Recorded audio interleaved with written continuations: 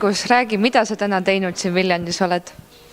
No ma olen üks kella 10 saadik püüdnud siis inimestele anda selliseid algtõdesid näitlemises, et mis see näitlemine üldse on, et kus ta algab, et natukene oma kehaga tuttavaks saada ja siis lõpetasime nüüd just väikeste stseenide filmimise. Miks sa nii õnnelik oled? Niisama ma käisin praegu seda filmi tegemas või? Sind otsitakse. Sind ja liiguta end.